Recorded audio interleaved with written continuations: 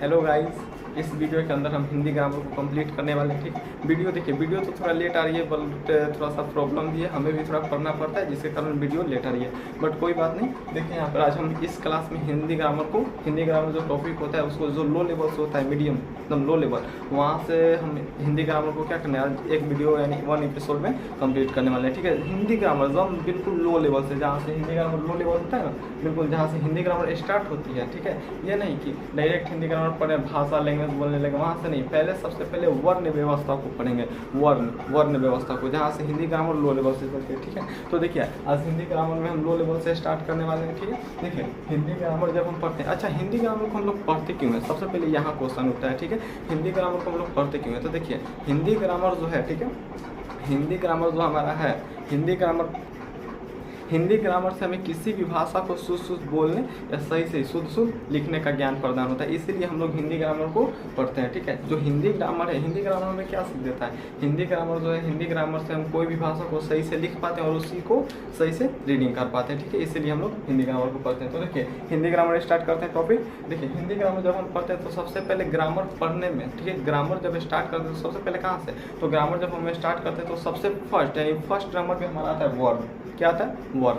Hindi grammar में सबसे first यानी न्यूनतम क्या है, सबसे नीचे क्या है, तो वर्ण है। वर्ण से ये स्टार्ट करते हैं, वर्ण से आते हैं वर्णमाला, वर्णमाला से शब्द से वाक्य। ठीक है, और ऐसे ही भाषा का क्या होता है, विकास होता है, डेवलपमेंट होता है। तो देखिए हिंदी ग्रामर स्टार्ट करते हैं वर्ण। तो वर्ण क्या है, ठीक है, वर्ण क्या है, वर्ण किसे कहते हैं, तो यहाँ पे देखिए ध्यान से, वर्ण यहाँ पे लिखा है कि वर्ण एक ऐसा मूल ध्वनि है, यानी मूल ध्वनि यानी वर्ण एक ऐसा आवाज़ है, ठीक है, जिसका खंड या टुकड़ा कभी नहीं। ध्वनि मतलब क्या होता है, आवाज़ होता है। तो वर्ण एक ऐसा मूल ध्वनि है जिसका खंड या टुकड़ा कभी नहीं होता है। सपोज एग्जाम्पल यहाँ पे लिखा हुआ है क ख, तो हलंत संस्कृत में आप लोग पढ़े होंगे, हलंत लग जाता है तो वो क्या होता है, हो जाता है अपने आप में आधा हो जाता है, टुकड़ा हो जाता है। ठीक है, तो ये क्या है, क है, ख है, सब क्या है, अपने आप में आधा है। एग्जाम्पल देखिए यहाँ पे, मान लीजिए कि ये आपका वर्ण है, ठीक है, क्या है, वर्ण है।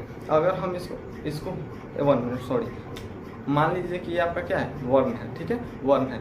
अब देखिए इसको कितना भी आप मारिए, तोड़िए, फोड़िए, ठीक है, इसको कोई प्रभाव नहीं पड़ने वाला है। ठीक है, इसको कितना भी मारो, तोड़ो, फोड़ो, इसको कोई प्रभाव इस पर नहीं पड़ने वाला है। ठीक है, क्यों, क्योंकि डायरेक्ट ये कह रहा है कि वर्ण एक ऐसा मूल ध्वनि, इसका खंड या टुकड़ा हो ही नहीं सकता। तो ना ही इसको खंड मतलब क्या होता है, उसको अलग अलग करना, और टुकड़ा मतलब उससे तोड़ना, तो इसको तोड़ ही नहीं सकते, अलग ही नहीं कर सकते। तो इसको हो सकता है या कुछ भी, कितना भी आप कोशिश कर लीजिए, ठीक है, इसको आप अलग नहीं कर पाओगे। ठीक है, तो ये क्या कहता है कि वर्ण एक ऐसा मूल ध्वनि है, क्या है, वर्ण एक ऐसा मूल ध्वनि है जिसका खंड या टुकड़ा कभी नहीं होता। तो ये हमारा क्या है, वर्ण है। इसको कितना भी हम मारेंगे, तोड़ेंगे, फोड़ेंगे, इसका टुकड़ा नहीं हो पाएगा। ठीक है, टुकड़ा नहीं हो पाएगा।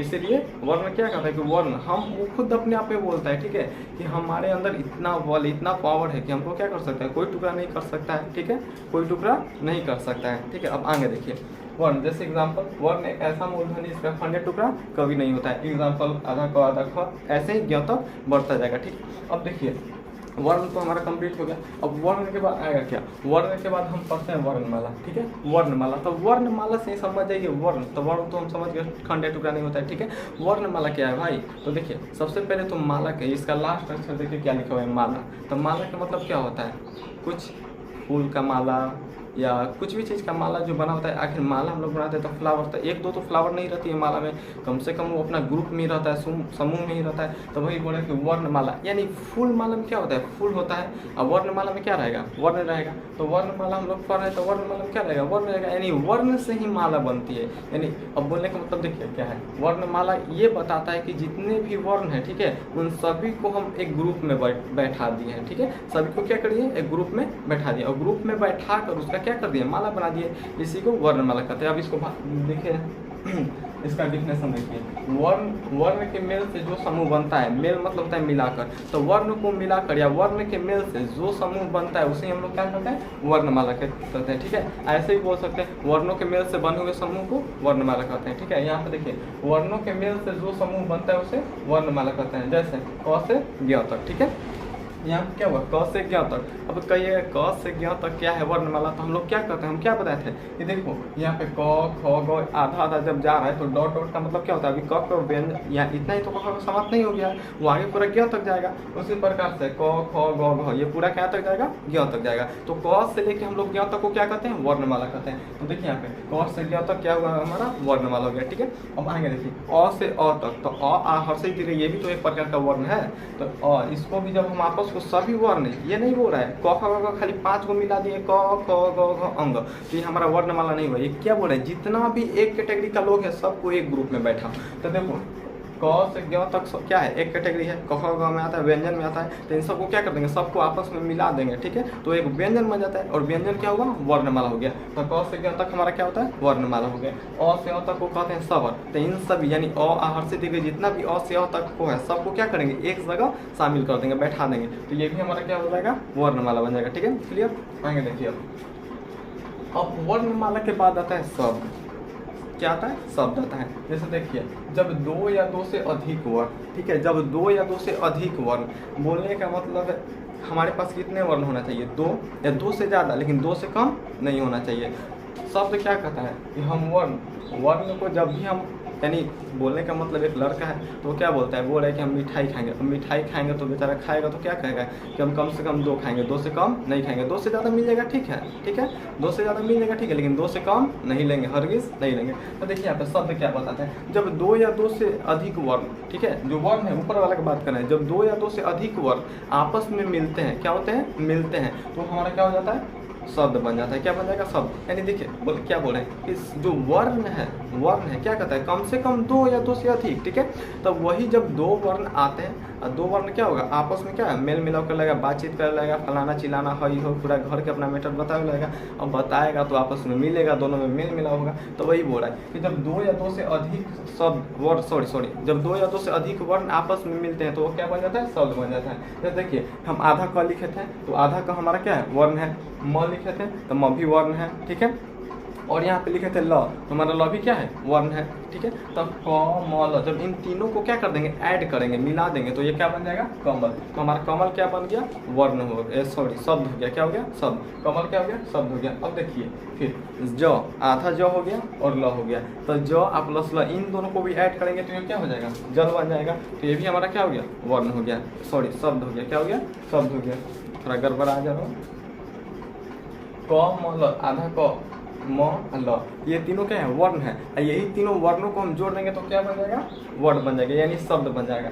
ज ल जल, तो ये क्या हो गया, जल हो गया। और जब इन दोनों ज प्लस ल को जोड़ देंगे तो ये क्या बन जाएगा, जल बनेगा, यानी शब्द बन जाएगा। क्या बन जाएगा, शब्द बन जाएगा। ठीक है, अब यहाँ पे देखिए वाक्य क्या है, वाक्य। ये सब देखिए, ये सब जो है ये बेसिक लेवल है, ठीक है, और ये सब जानना बहुत ज़रूरी है। अगर ये सब पता नहीं रहेगा तो क्या, ऐसा चीज़, ऐसा नॉलेज है, स्टडी कर रहे हैं तो ऐसा कीजिए कि हम क्या खुद अपने तो कर लें, ठीक है, अपना तो कंप्लीट कर लें, साथ साथ अपने घर में जो बाल छोटे छोटे बच्चे हैं उनको भी कुछ नॉलेज दे सके। इतना स्टडी का मतलब ये नहीं हुआ कि खुद अपने दिमाग में भरे बस हम अपने आप में महानतम है, वैसा नहीं। ऐसा कीजिए कि खुद आप भी पढ़ सके और अपने घर में भी 2 को पढ़ा सके। ठीक, अब वाक्य मतलब क्या होगा, देखिए वाक्य मतलब होता क्या है, वाक्य मतलब ऐसे बोलते हैं सेंटेंस, इंग्लिश में क्या बोलते हैं, सेंटेंस बोलते हैं। और वाक्य कैसे बनता है, तो कुछ नहीं करना है यार। देखो यहाँ पे जैसे शब्द है तो शब्द क्या वर्ण से मिलकर बना है, शब्द जो है किससे, वर्ण से मिलकर बना है। तो अब देखो ये किस पे डिपेंड रहेगा, शब्द पे रहेगा। शब्द पर ये भरोसा करेगा कि नहीं तुम आएगा तो हम तुम्हारे साथ चलेंगे, नहीं तो हमको अकेले डर लगता है, कोई मार देगा, ठीक है, भूत रहता है, ये वो फलाना ठिकाना कर लेगा, हमको बहुत बाहर हम अकेले नहीं जाएंगे। तो इसलिए क्या कहता है कि चलो कोई बात नहीं, हम लोग भी अपना एक दल बना लेते हैं। शब्द क्या कहता है कि जब हम वर्ण से अपना दल बनाए तो तुमसे भी एक अपना ग्रुप बना लेते हैं, दल बना लेते हैं। तो देखो जब 2 या 2 से अधिक शब्द, ठीक है, जो शब्द होते हैं, जब 2 या 2 से अधिक शब्द आपस में मिलती है, ठीक है, और मिलने पर जो परिवर्तन होता है या बदलाव या जो उसका अर्थ निकलता है, ठीक है, जो उसका अर्थ निकलता है वही हमारा क्या कहलाता है, वाक्य कहलाता है। क्या कहलाएगा, वाक्य। यानी बोलने का मतलब 2, कम से कम 2 या 2 से अधिक। अब बताओ एक हम शब्द उठाकर रख देंगे तो वो क्या वाक्य कहलाएगा, हरगिज़ नहीं कहलाएगा। एक जब हमारा शब्द रहेगा, एक शब्द को उठाकर रख दिए तो वाक्य थोड़ी ना कहलाएगा, वाक्य थोड़ी कहलाएगा। ठीक है, तो देखिए यहाँ पे जैसे जब 2 या 2 से अधिक शब्द आपस में मिलते हैं, आपस में क्या होता है, मिलेगा, ठीक है, और मिल जाते हैं, मिलने पर उसका कुछ अर्थ निकलता है, ठीक है, मिलने पर उसका कुछ अर्थ निकलता है, या जो शब्द है मिलकर क्या करते हैं उसका कुछ नया अर्थ निकाल देते हैं, उसका कुछ बोलने का मतलब कुछ मतलब जब मिल जाते हैं आपस में तो कुछ उसका क्या होता है परिभाषा निकाल देते हैं, कुछ मतलब निकाल देते हैं, कुछ बात को निकाल देते हैं कि हाँ ये बात को हम प्रकट कर रहे हैं, ठीक है। तो जब वो निकाल देते उसका कुछ अर्थ निकाल देते तो वही हमारा क्या कहलाता है, वही हमारा वाक्य कहलाएगा, ठीक है, वाक्य कहलाता है। जैसे देखिए ये हमारा देखिए यहाँ पे वर्ड मिला है, क्या है वर्ड शब्द है, क्योंकि यहाँ तो वर्ण नहीं है, राम, ये दो कम से कम दो वर्ण हो गया था, जब दो वर्ण आपस में मिल जाए तो हम क्या बोले थे शब्द बनता है, तो ये शब्द हो गया, ये भी हमारा शब्द हो गया घर, और यहाँ पे जाता और है राम घर जाता है, तो ये सब हमारा क्या हो गया शब्द हो गया। तो ये शब्द को जब आपस में ऐड किया तो राम घर जाता है, क्या होगा राम घर जाता है, तो ये हमारा क्या बन गया, ये हमारा बन गया वाक्य बन गया, ठीक, क्या बन गया वाक्य बन गया। अब यहाँ पे देखिए हम वर्ण के बारे में बताए थे कि वर्ण किसे कहते हैं, जिसका खंड या टुकड़ा कभी नहीं हो सकता है, कितनों मारो तोड़ो, ठीक है, वो क्या है कि हम क्या है ग्रेट हैं, ठीक है, हमें कोई तोड़ नहीं सकता है, नहीं फोड़ सकता है, ठीक है, हमें ब्रह्मा जी वरदान देकर गए हैं, तो इसीलिए क्या करता है अपने आप में पावरफुल है, ठीक है, इसको कोई तोड़ फोड़ नहीं सकता है। अब यहाँ पे थोड़ा सा इसको इन चारों को देख लीजिए, अगर नहीं समझ में आया तो एक और बात यहाँ पे ध्यान से देखिएगा। देखिए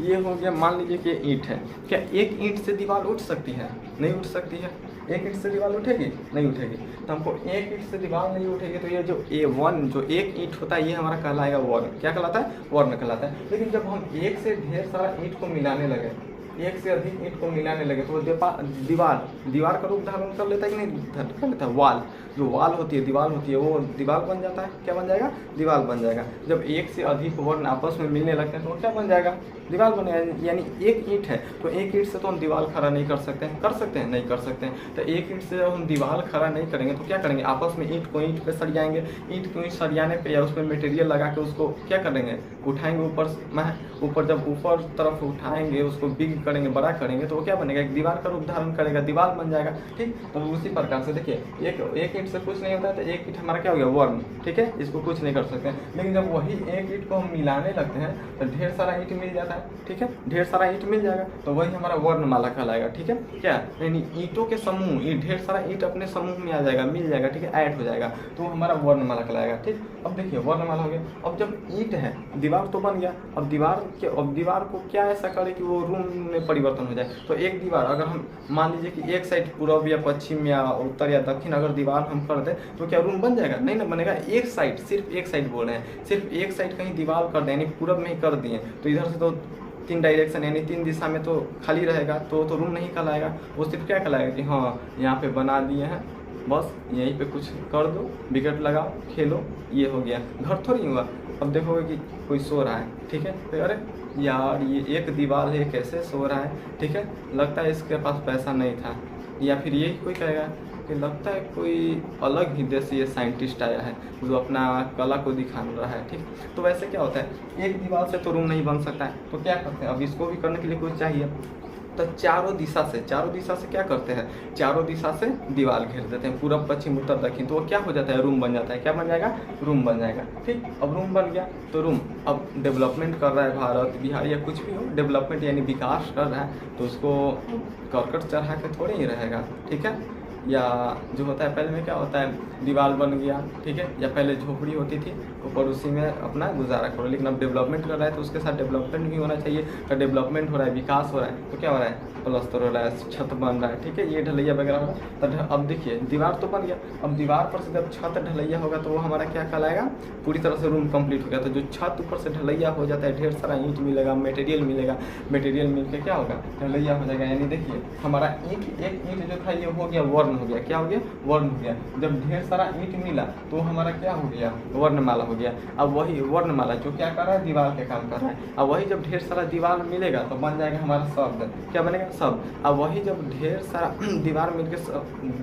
दीवार मिलेगा तो क्या बन जाएगा शब्द। दीवार जब ढेर सारा मिलेगा तो एक रूम की तरह हो जाएगा, लेकिन वो भी तो पक्का नहीं होगा, पूरी तरह से क्लियर नहीं होगा। क्यों? क्योंकि ऊपर तो अभी खाली है, तो ऊपर को पूरा करने के लिए हम क्या करते हैं ढेर सारा जो दीवार है यानी जो ब्रिक्स है, पहले देखिएगा, पहले के ज़माना के, अभी तो इधर छत ढलैया हो रहा है तो सबके ब्रिक से थी, बालू सीमेंट वगैरह से हो रहा है, लेकिन पहले पत्थर का होता था, कहीं कहीं बड़े बड़े ईंटें भी लगते थे, ठीक है। तो अब तो वैसा नहीं है, लेकिन ईंटें ढेर सारा क्या होता है, जब दीवार बन गया तो उस पर क्या होगा, ईंटा बिछाया जाएगा, उस पर से मटेरियल डाला जाएगा, ठीक, तो वो क्या हो जाता था, छत बन जाता था। इस तरह से हमारा रूम हो गया कंप्लीट। तो उसी प्रकार से हमारा क्या हो जाएगा, वाक कंप्लीट हो जाएगा, ठीक है।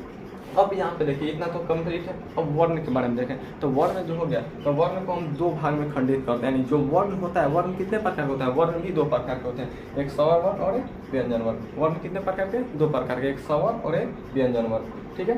तो स्वर वर्ण, तो स्वर वर्ण भी है, तो ये भी कहता है कि हम क्यों खाली रहें, ठीक है। यानी जब हमारे पापा वर्ण है, हमारे पापा के दो बेटा हम हो गए स्वर और व्यंजन, तो हम क्यों अकेले रहे, तो ये भी बेचारा शादी करके और क्या हो जाता है, इसका भी 3 बेटा, यानी इसका भी 3 भाग हो जाता है।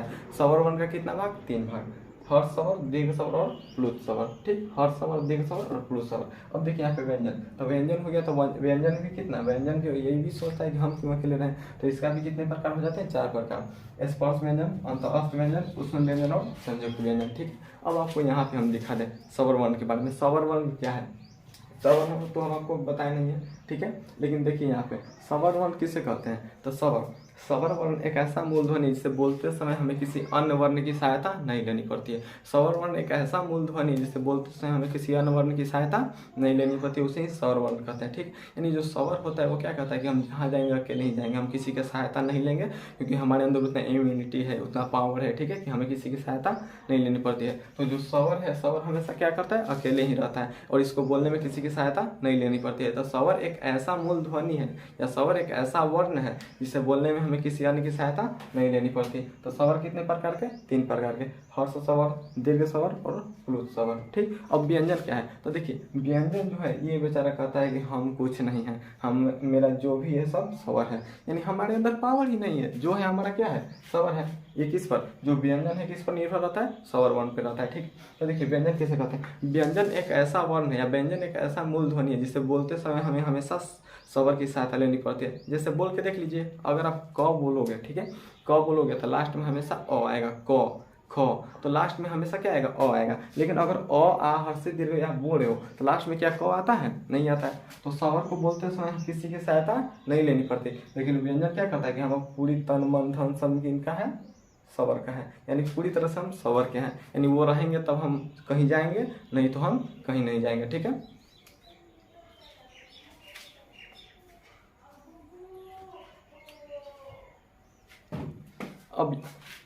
अब यहाँ पे देखिए स्वर वर्ण के बारे में देखें। स्वर वर्ण, जो स्वर वर्ण है, स्वर वर्ण के 3 भेद हैं, ठीक है, 3 भाग है। क्या है, स्वर वर्ण, सॉरी, हर्ष स्वर, दीर्घ स्वर और प्लुत स्वर। तो ये हर्ष स्वर क्या होता है, यहाँ पे देखिए जो स्वर वर्ण का जो पहला भाग है हर्ष स्वर, ये स्वर हर्ष स्वर कहते हैं किसको है, हर्ष स्वर। तो देखिए जो हर्ष स्वर है, ठीक है, देखिए जो हर्ष स्वर है, हर्ष स्वर का डिफिनेशन क्या है कि इसे बोलने में बिल्कुल कम समय लगता है, ठीक। जो स्वर का पहला भाग है हर्ष स्वर, ये क्या बताता है, इसे बोलने में बिल्कुल कम समय लगता है। यानी हर्ष स्वर एक ऐसा वर्ण है, हर्ष स्वर एक ऐसा स्वर है जिसका हम लोग उच्चारण करते हैं या बोलते हैं उसको, तो क्या होता है, बिल्कुल नाम मात्रा का समय लगता है, मतलब पता ही नहीं चलता है कि कब वो बोला गया, कब वो निकल गया, ठीक है, बिल्कुल। तो इसी प्रकार से देखिए क्या बोलते हैं कि हर्ष स्वर हमें बोलने में कितनी ज़्यादा देर नहीं लगेगा, तुम टेंशन मत लो मेरा, हम जो भी करेंगे फुट से कर देंगे, ठीक, तुम टेंशन लो अगले वाले के, मेरा टेंशन मत लो, हम जो है अपने आप में क्लियर है। कौन बोलता है, हर्ष स्वर बोलता है। तो हर्ष स्वर को बोलने में बिल्कुल कम समय लगता है। जैसे अयुड़ी, पता चला क्या बोले, नहीं पता चला, अयुड़ी नहीं पता चला, हम इसमें बोले हैं अ ई उ डी, ठीक है, अ हर्षई, ठीक है, हर्षऊ अरी, तो अ ई उड़ी, देखिए अ ई उड़ी, यानी अ ई उड़ी पता चला कि हम क्या, अयुड़ी, पता चला, नहीं पता चला। तो इसको बोलने में क्या होता है, बिल्कुल कम समय लगता है, अ ई उड़ी को बोलने में बिल्कुल कम समय लगता है। तो यही हमारा कहलाता है हर्ष स्वर। हर्ष स्वर को बोलने में क्या होता है, बिल्कुल कम समय लगता है, ये पता ही नहीं चलेगा कब ट्रेन आया कब निकल गई, ठीक है, कब इंसान आया कब निकल गई, कब सवर आया कब निकल गई। तो जिससे बोलने में पता भी, अनुभव भी नहीं होता है कि हम क्या बोल रहे हैं, ठीक है, कब बोला गया, ठीक है, वही हमारा क्या कहलाता है, हर्ष सवर कहलाएगा। क्या कहलाएगा, हर्ष सवर। क्लियर। तो हर्ष सवर को बोलने में बिल्कुल कम समय लगता है, इतना याद रखिए। हर्ष सवर जो है, हर्ष सवर जो सवर वर्ण का जो पहला बेटा है उसके बारे में बोल रहे हैं। हर्ष सवर को बोलने में क्या होता है, बिल्कुल कम समय लगता है, जिससे जिन वैसा वर्ण यानी ठीक है वैसा स्वर जिसे बोलने में हमें बिल्कुल कम समय लगता है उसे हर्ष स्वर कहते हैं। दीर्घ स्वर किसे कहते हैं, तो देखिए दीर्घ मतलब ही होता है बड़ा। क्या होता है, बड़ा। और स्वर मतलब तो जानते करते हो, स्वर का ही बेटा है। अब जिसका खानदान रहेगा, जिस कुल का वंश रहेगा, उसका तो नाम लगभग करेगा उसके पीछे सरनेम, ठीक है। तो दीर्घ स्वर,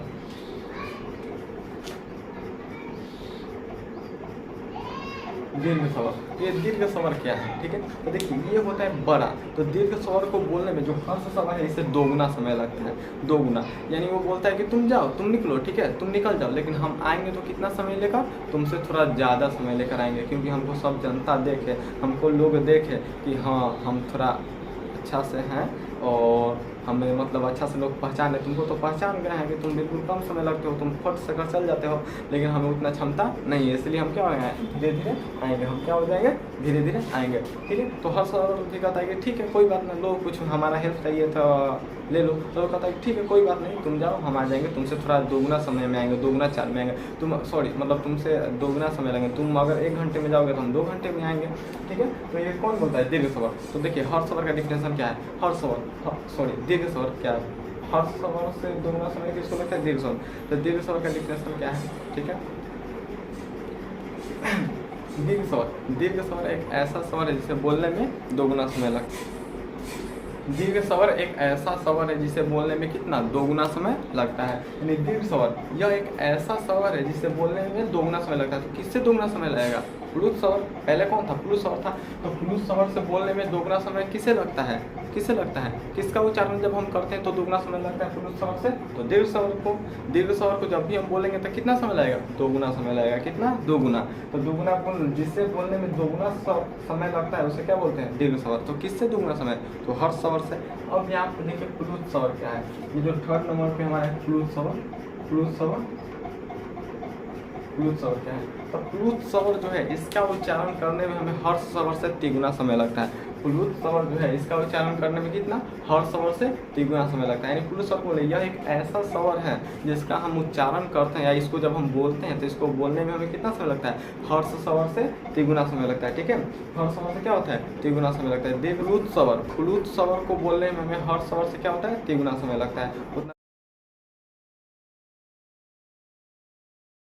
नहीं, प्रैक्टिस ऐसे सबको स्टार्टिंग टाइम में थोड़ा होता है, ठीक है। देखिए यहाँ पे प्लुत स्वर क्या है, प्लुत स्वर को बोलने में हर स्वर से क्या होता है, 3 गुना समय लगता है। कितना समय लगता है, 3 गुना। तो प्लुत स्वर एक ऐसा स्वर है जिसे बोलने में 3 गुना समय लगती है, ओके। प्लुत स्वर को बोलने में कितना समय, 3 गुना। हर स्वर को बोलने में बिल्कुल कम, और दीर्घ स्वर को बोलने में हर स्वर से 2 गुना समय, और प्लुत स्वर को बोलने में हर्ष स्वर से 3 गुना समय लगती है, ठीक है। इतना क्लियर है। अब आगे चलिए, अब व्यंजन के बारे में जानते हैं कि व्यंजन क्या है। तो हम आपको बता दिया पहले कि व्यंजन को बोलने में हमें किसकी सहायता लेनी पड़ती है, स्वर की। यानी व्यंजन क्या कहेगा कि हमारे सब कुछ आप ही हैं, ठीक है। आप मेरा मदद करिएगा तो हम आगे बढ़ेंगे, और नहीं तो अपने जगह पे स्थिर रहेंगे, ठीक है। तो देखिए यहाँ पे व्यंजन, यानी व्यंजन क्या कहता है, व्यंजन। अब यहाँ पे देखिएगा टॉपिक ये सिर्फ 6 और 8 क्लास के लिए नहीं है। जो यहाँ पे जो हम आपको बता रहे हैं सिर्फ 6 और 8 के लिए नहीं है, बल्कि यहाँ तक कि 10th में भी पूछता है यहाँ से क्वेश्चन, और 12th में भी पूछता है, ठीक है। तो इसलिए ध्यान से देखिएगा। उस व्यंजन वर्ण है। तो व्यंजन वर्ण कितने प्रकार के होते हैं, व्यंजन वर्ण जो है ये होते हैं हमारा स्पर्श व्यंजन, अंतःस्थ व्यंजन, उष्म व्यंजन और संयुक्त व्यंजन।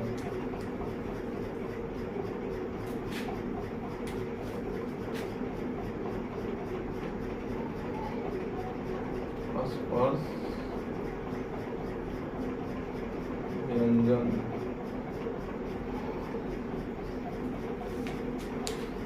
यहाँ पे देखिए स्पर्श व्यंजन। तो स्पर्श व्यंजन किससे कहते हैं, तो स्पर्श मतलब क्या होता है, व्यंजन का पहला भाग क्या है, स्पर्श व्यंजन। तो स्पर्श व्यंजन लिख दिया। अब स्पर्श व्यंजन क्या होता है, तो स्पर्श मतलब हम लोग जानते हैं कि कुछ चीज़ जब सटता है किसी में, टच करता है, तो उसे हम लोग स्पर्श करना कहते हैं। तो हम लोग जब भी कुछ भी चीज़ को बोलते हैं तो हमारा आवाज़ साउंड कहाँ से निकलता है, मुँह से ही निकलता है, साउंड के बारे में हम इंग्लिश के क्लास में बता चुके हैं। तो जब भी हम कोई भी चीज़ का उच्चारण कर रहे हैं, किसी भी चीज़ को बोल रहे हैं, तो साउंड कहाँ से निकलता है? मुंह से ही निकलता है। तो यहाँ पे स्पर्श व्यंजन कहते किसको है? ठीक है, स्पर्श व्यंजन कहते किसको है? ध्यान से सुनिएगा। देखिए, स्पर्श व्यंजन एक ऐसा व्यंजन है जिसका उच्चारण करते समय, यानी जब हम स्पर्श व्यंजन का उच्चारण करते हैं तो हमारे जो माउथ है, ठीक है, मुंह है, मुंह का कोई ना कोई भाग क्या होता है? सटते रहता है, यानी स्पर्श करते रहता है, उसे हम लोग स्पर्श व्यंजन कहते हैं। क्या? हाँ, सिर्फ इतने, ये गर्दन से ऊपर का, ठीक है, नीचे नहीं, ठीक। क्योंकि देखिए यहाँ से जो हमारा जैसे नेक हो गया, कंठ हो गया, ओठ हो गया, दंत हो गया, मुद्रा हो गया, तालु, यही सब क्या होता है? आपस में स्पर्श करते रहता है। तो इन्हीं को जब हम इनका उच्चारण करते हैं तो हमारा मुंह का कुछ कुछ जो भाग है क्या करता है? स्पर्श करता है।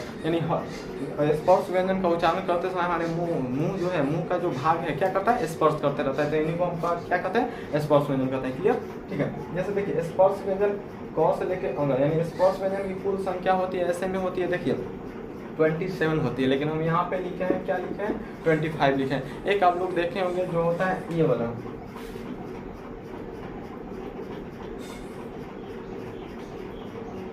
इसको अरा बोलते हैं, ठीक है। और एक आपका ये होता है रॉ, क्या होता है? रॉ, जो लड़का में रॉ होता है। तो इसमें तो रॉ ऐसे लिखाता है, देखिए यहाँ पे ऐसे, लेकिन हम यहाँ पे ये वाला रॉ लिखे हैं, और ये हो गया रॉ। तो ठीक है, तो देखिए जो रॉ और रॉ है, इनको भी क्या किया जाता है? स्पर्श व्यंजन में ही शामिल किया जाता है। तो स्पर्श व्यंजन में कौन से भाग में? तो ये वाला भाग में, कवर वाला। तो देखिए, क से लेके अंग तक हम लोग कहते हैं कवर्ग, क से लेके अंग तक को क्या कहते हैं? कवर्ग कहते हैं, ठीक है। देखिए, क से लेके अंग तक को हम लोग कहते हैं कवर कहते हैं। तो जब भी कवर यानी क, ख, ग, घ, कवर का उच्चारण करते हैं तो भार हमारा कहाँ पड़ता है? कंठ पे पड़ता है। क, ख, ग, घ, अंग। जब भी कवर का उच्चारण करते हैं तो भार कहाँ डायरेक्ट पड़ता है? कंठ के ऊपर पड़ता है, ठीक है। तो अगर पूछा जाएगा क्वेश्चन में, देखिए ये भी एग्जाम में ये भी पूछा जाएगा कि क का उच्चारण स्थान है, ठीक है, क का उच्चारण स्थान है, या कवर का उच्चारण स्थान है, या ऐसे भी पूछा जाएगा कि घ का उच्चारण स्थान है, तो लिखा हुआ रहेगा ऑप्शन में कंठ, मुद्रा, तालु, इनमें से कोई नहीं। तो आपको याद रहेगा तो उसमें मारिएगा टिक, ठीक है। इसी प्रकार से देखिए इंटर में भी, ठीक है, इंटर और 10th दोनों में आता है, ठीक है। ऐसे में हम 10th का एग्जाम दे चुके हैं, बट इसमें से क्वेश्चन 3 नंबर का आया था, ठीक है। अब यहाँ पे देखिए, च, छ, ज, झ, इ, तो इसको हम लोग बोलते हैं, क्या बोलते हैं? चवर्ग बोलते हैं। च, छ, ज, झ, इ, यानी च, छ, ज, झ, इ को हम लोग बोलते हैं चवर्ग। तो चवर्ग का उच्चारण स्थान क्या है? तो चवर्ग का उच्चारण स्थान तालु है। क्यों? देखिए, जब भी हम लोग बोलते हैं च, छ, ज, तो हम लोग का इधर बाहर पड़ता है, ठीक है। तो चवर्ग का उच्चारण स्थान क्या है? तालु है, ठीक है। अब यहाँ पे देखिए, ट, ठ, ड, ढ, त्वर्गिन, ट, ठ, ड, ढ, त्वर्गिन। तो जब भी हम ट, ठ, ड, ढ, त्वर्गिन बोलते हैं तो भार कहाँ पड़ता है? मुद्रा पे। देखिए, जब भी ट बोलिएगा तो हमारे जीभ क्या होता है? अप होता है, ऊपर की तरफ क्या होता है? उल्टा है। तो ट, ठ, ड, ढ का उच्चारण स्थान क्या है? ट, ठ, ड, ढ का उच्चारण स्थान मुद्रा है, ठीक है। अब देखिए, त, थ, द, ध, न, इसको हम लोग बोलते हैं तवर्ग बोलते हैं। क्या बोलते हैं? तवर्ग बोलते हैं। तो तवर्ग, तो त, थ, द, तो हमारा दंत क्या होता है? दंत थोड़ा बहुत क्या होता है? अप डाउन होता है, यानी स्पर्श करता है। तो इनको क्या बोलते हैं? त से लेकर न को हम लोग तवर्ग बोलते हैं। तवर्ग का जब हम उच्चारण करते हैं तो हमारा कहाँ स्पर्श करता है? कौन सा भाग? तो दंत स्पर्श करता है, ठीक है।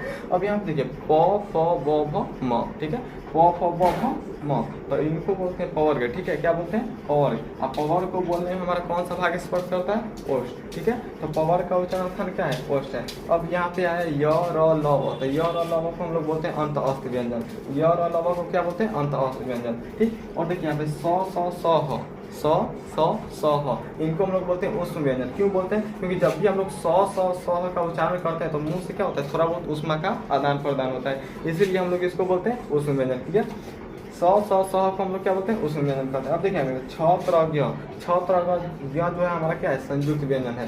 छत्रज्ञ को क्या बोलते हैं? संयुक्त व्यंजन। तो इस तरह से कुल व्यंजनों की संख्या 36 होती है, लेकिन हम लोग को ऐसा माना जाता है ये जो 3 हैं संयुक्त व्यंजन को व्यंजन के अंदर नहीं लिया जाता। इसीलिए जब हम 12th या 10th के बाद जाते हैं तो हमको कितना 33 ही व्यंजन देखना होता है या पढ़ना होता है। अब देखिए, जो स्वर हो गया, स्वर कितने होते हैं? ऐसे तो स्वर हम लोग का 13 होते हैं, लेकिन कुल स्वर को कितना हम लोग पढ़ते हैं? कुल स्वर को हम लोग पढ़ते हैं 11 ही, ठीक है। और स्वर में मात्रा भी आप लोग को पता होगा कि मात्रा कितना होता है। तो स्वर में कुल मात्रा की संख्या होती है 11, ठीक है। कितना होता है? 11, ठीक है। और यहाँ पे तो क्लियर हो गया। स्वर, स्वर के 3 भाग होते हैं, हर्ष स्वर, दीर्घ स्वर और प्लुत स्वर। व्यंजन के 4 भाग, स्पर्श व्यंजन, ठीक है, अंत अस्त व्यंजन, उष्म व्यंजन और संयुक्त व्यंजन, ठीक है। ओके गाइस, वीडियो तो कंप्लीट हो गया। जैसा लगा वैसा कमेंट कीजिएगा। Thank you so much.